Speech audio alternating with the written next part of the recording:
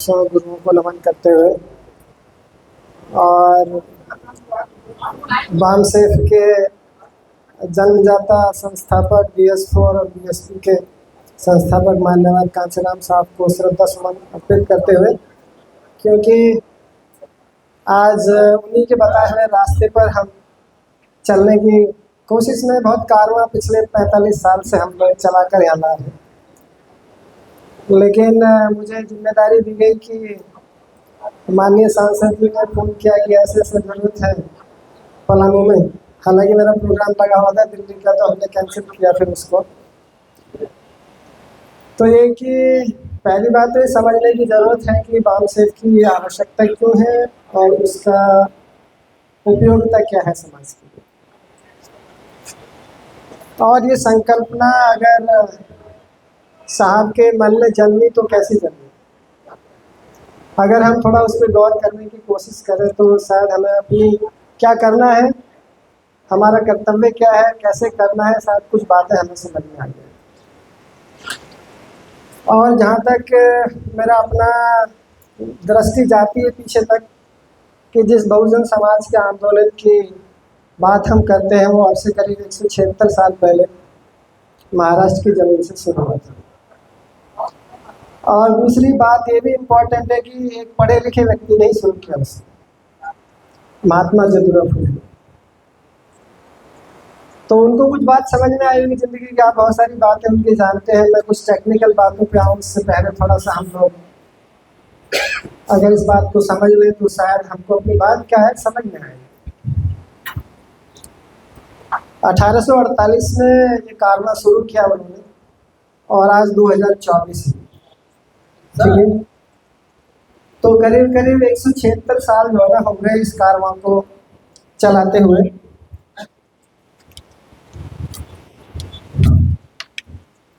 प्रदान किया, ठीक है। लोगों ने सेल्फ डिवोशन के साथ काम किया और महात्मा फुले से लेके छत्रपति साहू महाराज, बाबा साहब अम्बेडकर, पेरियार रामास्वामी नायकर, नारायण गुरु, मान्यवर कांचीराम साहब और आज ये कमान नेहरू जी के हाथ में। तो अगर हम इस कड़ी को समझें कि 176 साल की जो यात्रा है, जो हम परिवर्तन देख रहे हैं, खासकर मैं आपके सामने खड़ा हूँ, अगर ये आंदोलन नहीं चलाया होता तो हम शायद इस फील्ड में इतनी यात्रा किए नहीं होते, इतने पढ़े लिखे नहीं होते, बड़े बड़े उहदों पर नहीं पहुँचे होते, या हमने इस देश को राष्ट्रपति दिए हैं, इस देश को उच्चतम न्यायालय के न्यायाधीश दिए हैं, प्रोफेसर है, वाइस चांसलर है, शिक्षक है, प्रशासक है, IAS PCS अनगिनत की संख्या में कितने PhD धारी लोग हैं। तो ये सब कुछ जो फल है इस आंदोलन का ही परिणाम है। और जिस जमीन पे है, झारखंड की जमीन पे जमीन के नाम से जानी जाती है। तो उनको भी इसलिए याद करते हैं क्योंकि कुछ परेशानियां रही होंगी जिसके खिलाफ लोगों ने विरोध किया, हाँ है ना। तो 1848 तक हम जो ये आंदोलन है ना,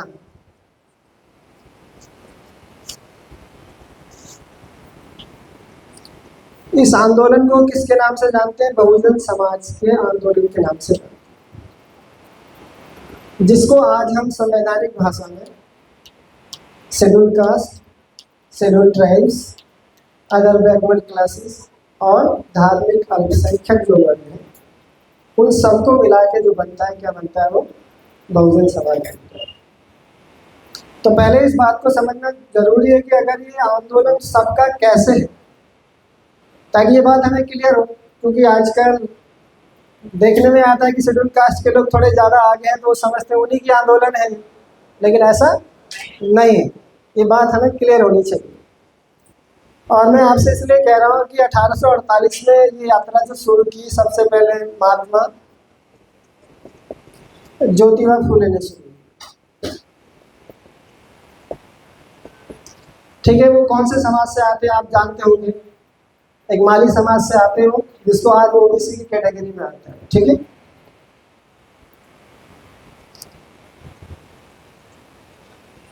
और ये उन्होंने 1848 से यात्रा शुरू की और 1891 तक उन्होंने इस आंदोलन को क्या किया, आगे बढ़ाया। फिर दूसरे एक और महापुरुष पैदा हुए, छत्रपति साहू जी महाराज, जो कोल्हापुर की रियासत थी उसके राजा थे। ठीक है।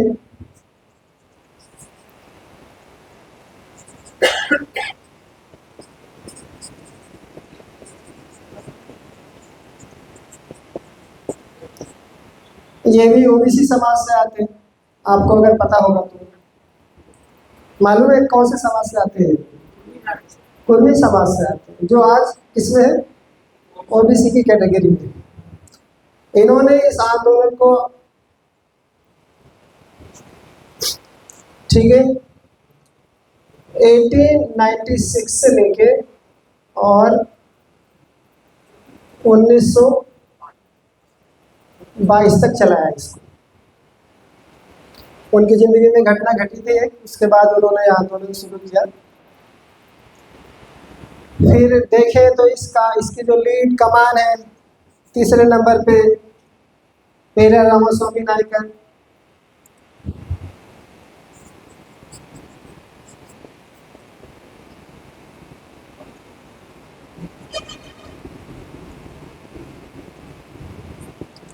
उसके अलावा फिर श्री नारायण गुरु भी किससे आते हैं? ओबीसी समाज से।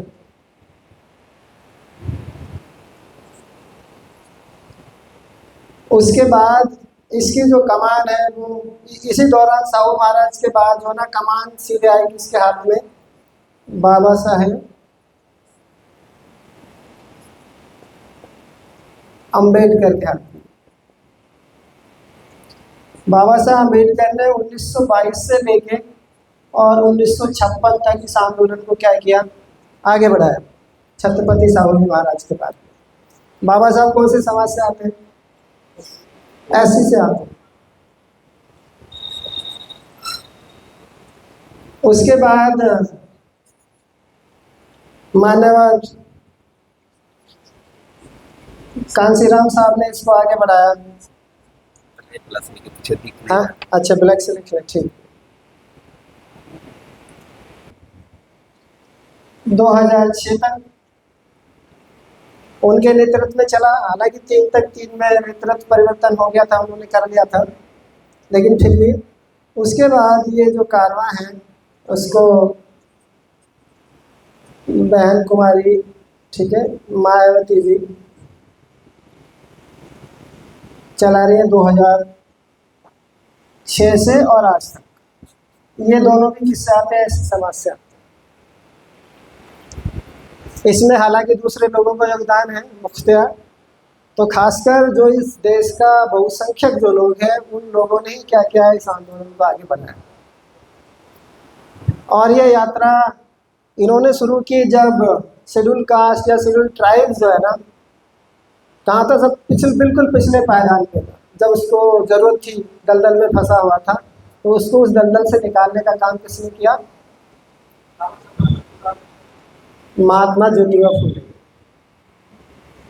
उसके बाद इस कारवां को बढ़ाने वाले कौन थे? छत्रपति साहू जी महाराज। और हम में से शायद बहुत कम लोग ये जानते हैं कि बाबा साहब अम्बेडकर को आज दुनिया अपने मुक्तिदाता के रूप में देखती है, संविधान निर्माता के रूप में देखती है, ठीक है। इस देश के जो टॉप के जो लीडर हैं उनमें जो देखती है, उनको बाबा साहब डॉक्टर अम्बेडकर को बाबा साहब बनाने में छत्रपति साहू महाराज की बहुत बड़ी भूमिका थी।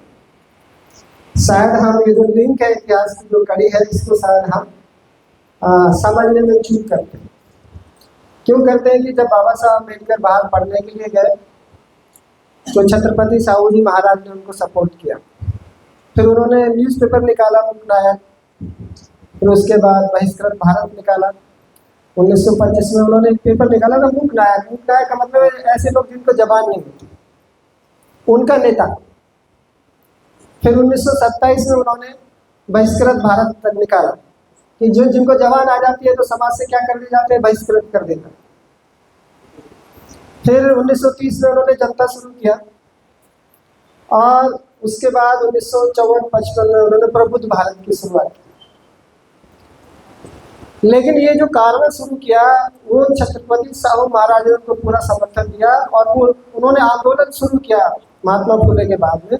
तो क्या करते थे, वो अलग अलग जातियों की परिषद लगाते थे। पूरे देश भर। दिल्ली बिहार भी आए थे वो, उनके ऊपर बहुत सारा साहित्य उपलब्ध है।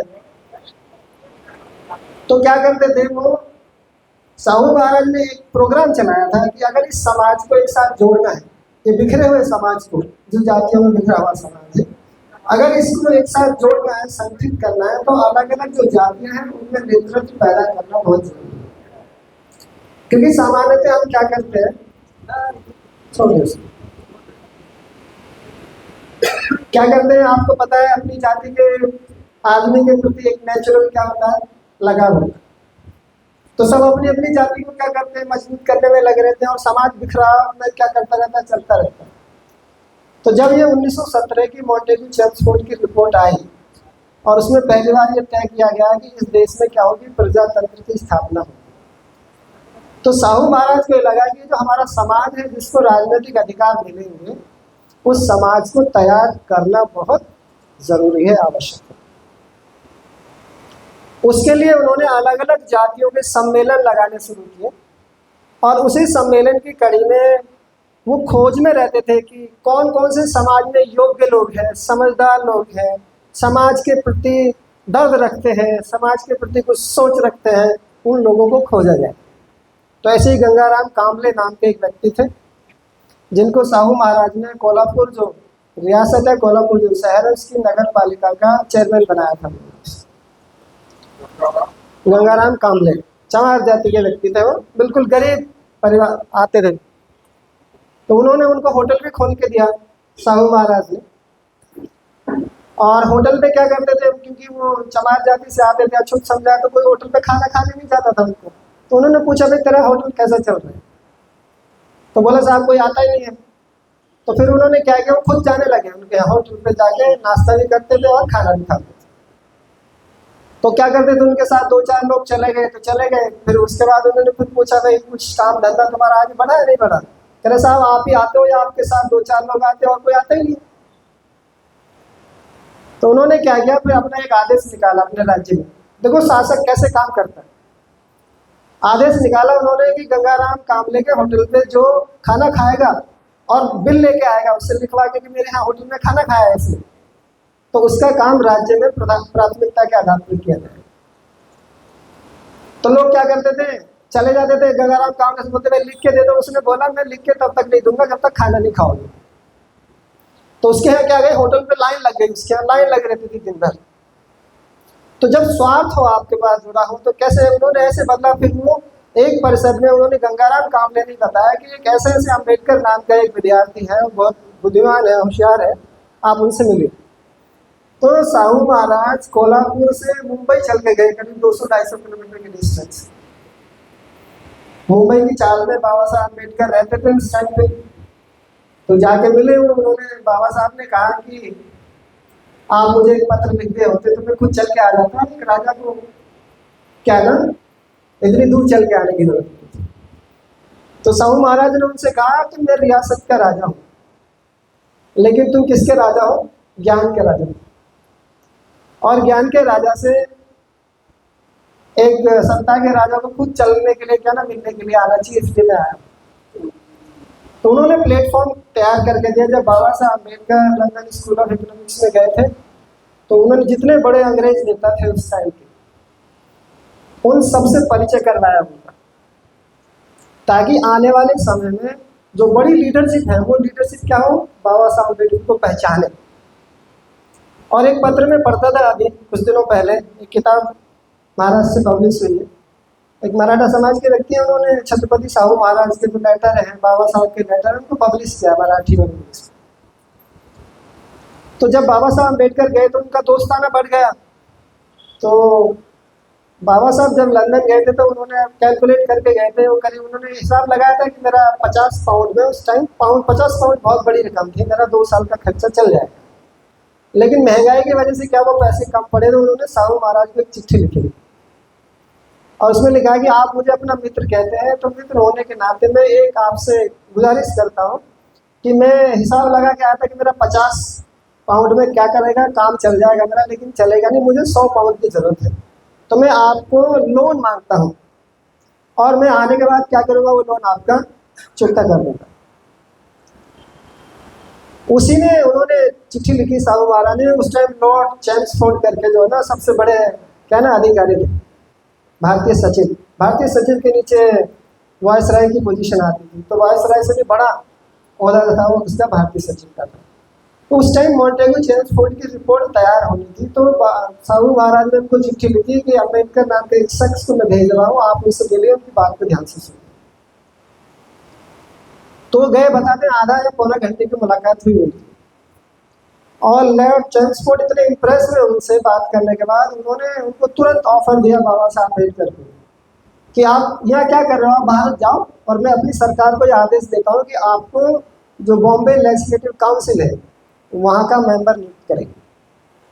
ठीक है, आप तुरंत जाइए यहाँ से, और आपको कुछ भी करने की जरूरत नहीं है, और जितने भी मसले होंगे तुम्हारे समाज से संबंधित, राजनीतिक मसले, संवैधानिक मसले, वो हमारी सरकार आपसे बिना पूछे कोई काम कदम उसके उठाएगी। अगर तो कोई छोटी बात नहीं, अगर हम में से किसी को मिल जाए ऑफर कि भाई आपको मेंबर पार्लियामेंट या असेंबली का बना दे, तो सब छोड़ छाड़ के आदमी। फिर उन्होंने पता है क्या लिखा पत्र में, अंग्रेजी में लिखा, however it seems to however it seems so temptuous, मतलब मन में गुदगुदी होती है अंदर से, लालच आता है कि मैं चला जाऊं छोड़ के, लेकिन मैं आऊँगा नहीं। और क्यों नहीं आऊँगा? क्योंकि अभी मुझे अध्ययन करना है, समझना है बहुत सारी चीज़ों को, ताकि मैं आने वाले समय में इस देश की क्या कर सकूँ, बेहतर सेवा कर सकूँ। अब इससे ना कुछ बात पता चलती है किसी के बारे में कि उनमें समझने की, जानने की, अध्ययन करने की कितनी अलग थी, ताकि क्या कर सके आने वाले समय में समाज की और देश की क्या कर सके, बेहतर सेवा कर सके। फिर एक परिषद में उन्होंने क्या किया, बाबा साहब अम्बेडकर ऐसे बैठे थे, तो मैं एक बात आपसे कह रहा हूँ कि हम डिस्कशन कर रहे थे वहाँ बैठ के उधर, कि इस काम को अगर हमें बढ़ाना है आगे, तो उसके लिए एक खास चरित्र की जरूरत है। वो बहुत इम्पोर्टेंट बात है। और मैं नहीं कह रहा हूँ, वो साहू महाराज ने 1920 में अछूतों की परिषद थी दिल्ली में, उस दिल्ली में उन्होंने एक बात कही थी। और वो चरित्र की जो बात है ना, मैं दोहराना इसलिए चाहता हूँ आपसे कि सारा कुछ इसी पर टिका होता है। चरित्र से ही किसी की पहचान होती है। तो पहला वाक्य तो ये कि उन्होंने